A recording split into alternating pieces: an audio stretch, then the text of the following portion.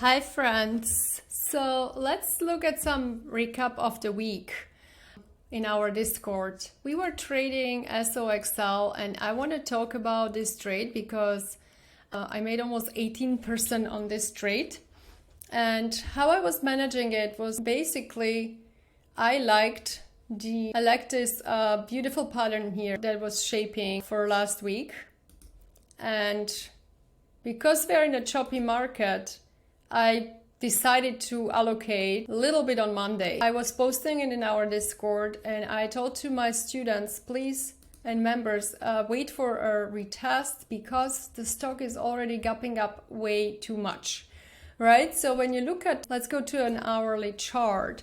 What I'm trying to say, the rule is if you like a setup and you want to have an entry to this setup, and the stock is gapping up 4 or 5% pre-market, you're not going to chase, right? So what you want to do, you want to wait and be patient. All right, so we have here Monday, exactly. So here was this huge gap, you can see it on this chart, and the stock was gapping up above the resistance. So back then it was Monday, we just had the wedge, let's say up to here, right? We don't know the future, but that was kind of our formation here.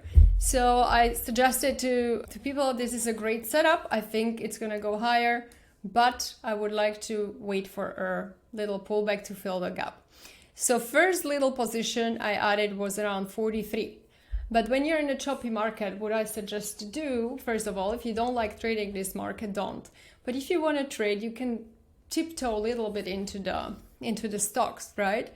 So you tiptoe a little bit at the gap, all right? And that was the first level I bought, and then I waited, and next day we sold off a lot until Tuesday. But when you again see a huge gap down in pre-market, what you kind of expect with this power of what semiconductors are having, you kind of expect it to reverse. Of course, have your stop loss, but look, if you buy 10% of shares or 20% of the shares that you want to have from your whole position, right? So let's say you say, I want to buy 100 shares of this stock on $43 approximately.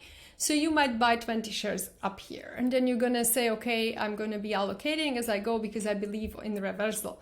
So on Tuesday morning, when we had this crazy dip down, I posted before the market opened and say, hey, let the semiconductors sell off. It's going to create panic. And most likely around 11, we're going to start moving up.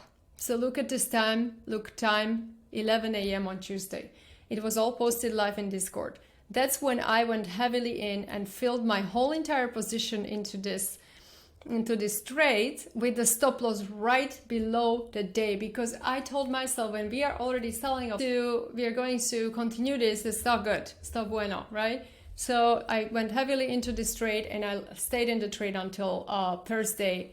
I was getting out on Thursday, I was posting it in Discord, and it was about 18% trade. It was amazing, So another one I want to talk about is, of course, NVDA was the same story. You could have gone, I went into NVDA on Monday as well because I love NVDA and you can trade NVDA all the time. And we were getting to the 950, which we were posting also in our Discord, where it was a huge gamma vol. That was kind of the resistance for now, and you can see it here as well. You can take the profits. It depends on your plan if you're staying in NVIDIA longer, but NVIDIA is giving you so many beautiful ways to enter, right? So NVIDIA loves to take breaks, which of course after such a huge run it has. So like you can trade this stock pretty much, look.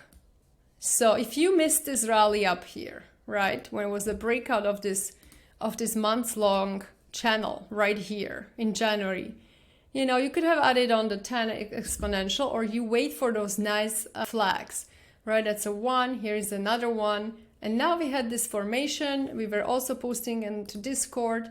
This thing was really getting ready to break out, right? So here again, Monday we breaked out.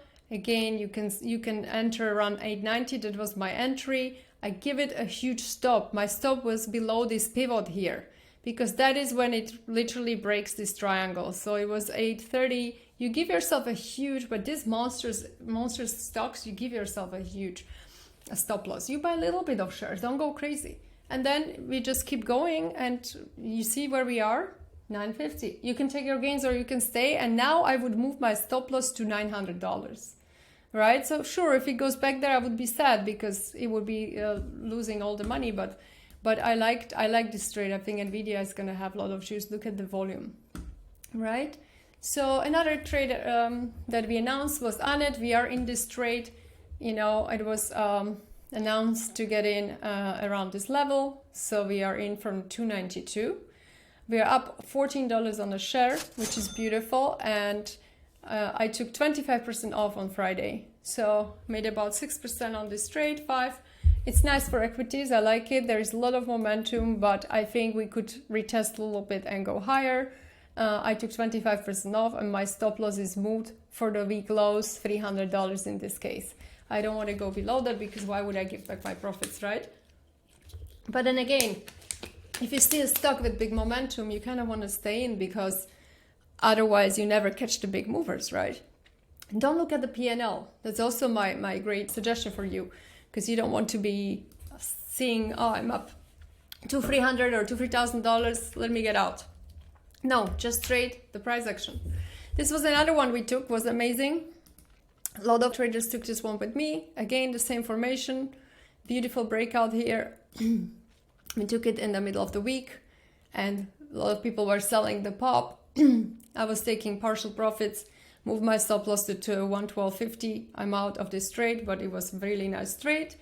And another one we traded was AAP and there was a breakout of this channel. If you look here, breakout, boom. And the volume also picked up on Friday, but I think we might have a little bit of retest. So a lot of people took their gains. Why not? Look, if it's going to go, usually stocks like to retest. It was also almost 10% trade. So if it retests back to the 10 exponential moving average, I will be back in this trade. You know, and we had some losing trades also, of course, because on the day before the Feds here on Monday, actually Monday, Tuesday was the day when a lot of people get stopped out because we had ugly day. So a lot of people get stopped out of PLTR. I had a stop loss 22.90 and it went to 22.92. You could call it lucky, you don't have to. People got stopped out, which I'm sad for, but you know, always be creative. Don't do 23 stop losses on the stocks, please. Do 22.90. It's always better that way because the round numbers are not good. Everyone puts their stop loss there. So this is PLTR. I'm still in. I think at this point I would move my stop loss to 23.70 and it is waiting for an explosive move. Maybe I get stopped out, I will re-enter. I think that really PLTR can go. It's just been relaxing here for a bit. And another one we entered was NTNX that also had a nice flag breakout on Friday. We were up immediately on this trade. So that was fun. And then we were trading RH. You know, when you have choppy market, please give it really big space to have, you know, trade less shares and have bigger space. So again, the same thing was this trade was lagging in. I was lagging in on this around 300 was first entries.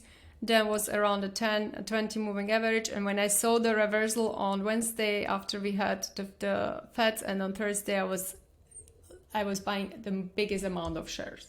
So this was a beautiful trade as well. We announced the exit on Thursday and I closed the trade. Everything in the Discord, I will send you in the other video. You can see it's posted. It's a very nice community we built. I try to help people with finding the trades and execution, but also I don't want you to follow exactly on the number what I trade because I think it's best for you to actually find the entries on your own. So that's a week in our Discord, a recap, and I hope you enjoyed this video and I will see you soon. Bye.